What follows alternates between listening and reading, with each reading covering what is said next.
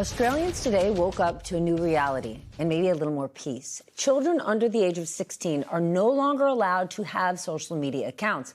That includes platforms like TikTok, YouTube, and Instagram. And they may be the first in the world to take this step. But Reuters points out the ban is being closely watched by other countries considering similar age-based measures amid growing concerns about the impact of social media on youth health and safety. With us for more, Roger McNamee, early Facebook and Google investor, as well as a former advisor to Mark Zuckerberg. He wrote the book, Zucked, Waking Up to the Facebook Catastrophe. Roger, I'm so happy to have you back. These platforms are ingrained in our lives at this point. It's the first thing people look at. It's when they wake up, the last thing they look at before they go to sleep. How do you think this is going to go? Well, it's going to be a mixed bag, I think, in practice, but I think there's a really important step happening here. There is no doubt anymore that social media platforms in particular are causing great harm to children. And what Australia is doing is putting a stake in the ground and saying, I'm sorry, you have to stop hurting our kids. Now, this is a great first step, but I do not think it solves the problem. The underlying problem is that big tech, and it's way bigger than social media, quantifies, it surveils, then it quantifies, monetizes, and manipulates children, beginning when they are 6 years old. There are thousands of examples, but the most egregious one to come up lately is the 17 strike rule that Instagram used for pedophiles. It starts with Minecraft, which is owned by Microsoft, early in elementary school. Then Roblox. In middle school, kids get a Google Chromebook. Then Microsoft Xbox.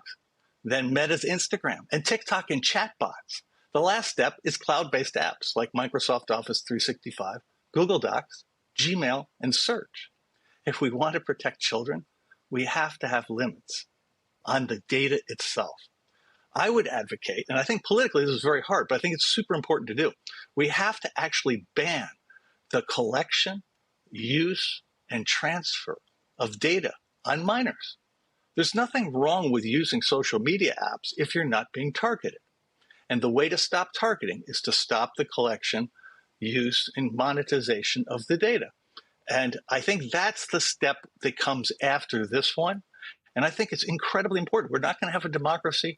We're not going to have human autonomy if we don't do it. I don't disagree with you that it's incredibly important, but is it pie in the sky, right? You acknowledge that it's politically difficult, but these big tech companies are bigger and more powerful, with more power inside our government today than I would argue any time we've seen in modern history. Right, but the power is only going to increase, so it'll never get easier to do than it is now. I think the Oxford scholar Carissa Veliz made a really great point about these products. They are like asbestos. Asbestos has a great use case if your building catches fire, but the rest of the time, it kills you. And that's the problem with these products. These companies have behaved as though the law does not apply to them in any regard, that they are above the law and can do whatever they want. I mean, the 17 strike rule at Instagram, which has been widely reported, is just completely shocking. The notion that a pedophile can be caught 16 times without being thrown off of Instagram is really, I mean, it should offend all of us. And I think we have to look at this and say, what is power? There are way more of us than there are of them. And we have the power here because their product depends on our usage in order to operate. And we need help to change our habits, just as we did with cigarette smoking, just as we did with other things. And we do need to change our habits, or it's just going to destroy us.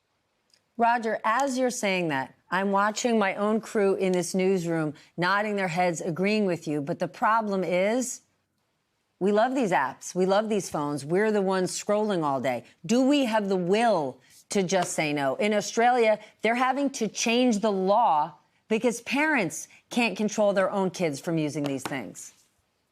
No, and I think that is an enormous problem, but it isn't just in this sector, Stephanie. We're seeing this all over the place. We've got to a point where we allow corporations, we allow the rich to do whatever they want without regard for the law or the well-being of their fellow citizens.